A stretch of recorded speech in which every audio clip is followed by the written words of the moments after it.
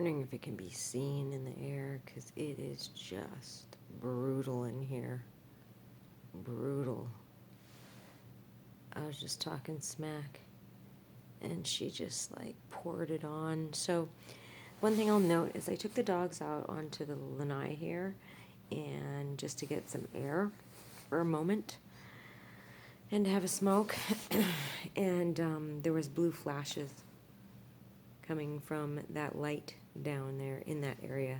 There were blue flashes, which I'm sitting here questioning, is that person involved, whatever.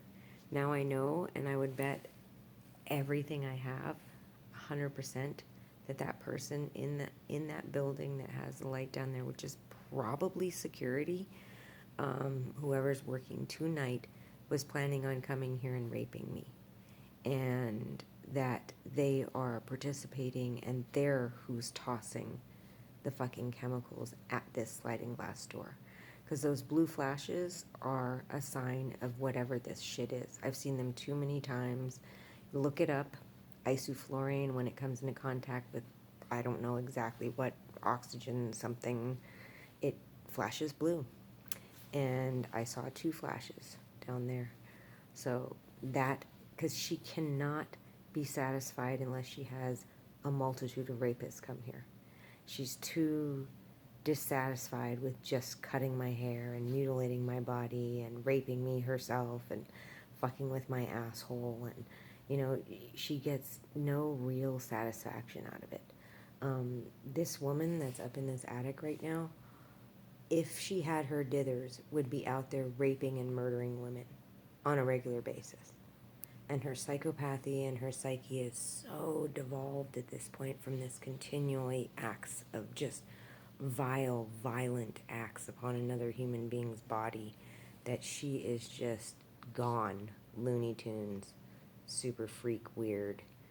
And again, they would never have somebody that far away being the only contact for her. So the person staying in Cottage 7 was also planning on coming over here and raping me. I would bet everything I have on that. Because that's her top, is to have as many rapists as possible. Because it's just devolved, and that is just read about psychopaths. Just read about, like Jeffrey Dahmer. Like, it gets worse and worse and worse and worse and worse. And the more that they do, then they have to do more. And it has to be sicker and weirder and crazier, because that's their brain devolving, and that's her. And she's up there right now, sucking all the fucking heat. That was one of the things that they did today. Because I have the heater on, but yet those vents aren't. The only one going is the one in the bathroom. And that would be helping her to stay warm. Because it's got to be cold up there. It's fucking snowing outside. Any normal attic space right now would be freezing. And I bet you anything, if you open that, it's not freezing up there. And that wouldn't make sense. It's amazing. Whoever's in that cabin down there that works here is okay with the destruction of this property, the poisoning and torture of these animals, while they're working for an animal sanctuary, and putting an amount of toxin in this room that is so intense and so condensed and just thick. There's no way, if they rent this room out tomorrow to somebody else, to some unknowing person, that person is not going to inhale and have this shit in their fucking body. And if there's any animals that may stay here tomorrow, they're going to inhale and have this shit in their body. See, those are the kind of risks the confidence, like, how do you know that there may not be an elderly dog staying here tomorrow, let's just say, and it comes in here and spends one night in here, and there's so much residue of this shit in here because it's so fucking heavy in here that the dog dies, gets sick and dies. you know? I mean, that could happen. They killed Kitty with an abundance of this shit, you know? And this shit isn't going to go away. They can keep these doors open, you know, from 11 to 3 all they want, you know? But this shit ain't going away. So, she's up there. I heard her. She's up there. I even heard her talking, having a conversation undoubtedly with the guy in Cottage 7 and the guy in the security down there. Bet you anything it's the Native American connection. I would bet again everything I have that the security here is run by a Native American. You hear that? That's her.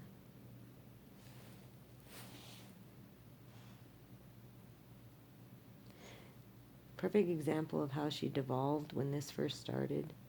She actually liked Vita. She actually liked saying hi to her and hanging out with her and how happy Vita was to see her. I'm sure some of that changed with just Vita's not as happy to see her because Vita started connecting, seeing her with really evil, disgusting people coming in and scaring her and scary things happening to her and her being forced to move and trying to get her off the bed so she can rape her mom and, you know. Now look, she's poisoning this dog to death, shot her in the face, in the nose, and made her nose bleed, has had her shot in the face and had her, right next to her eyeball, bleed. Now she doesn't care, and I know she's acting to her rapist friends that, oh, she thought I cared for her dog, but I don't give a fuck. I'm a nutcase. I'm such a crude, I'm a villain. I'm a top-of-the-line fucking crazy person. But that's not true. What is true is that she used to have a little teeny bit of decency, enough to actually recognize what a cool dog Vita was and be stoked to be her friend. And I know she felt like I didn't treat Vita the same as Miho and leave her at home and, you know, blah, blah, blah. But now, look at her. Now she's just poisoning, because she has this psychopathic drive to rape, sodomize, and torture me. So she has severed. At this point, this girl has severed any humanity, any hope of being normal, of having any emotion in her life that's good or feels good. Because this doesn't. You can tell by the audio of all her...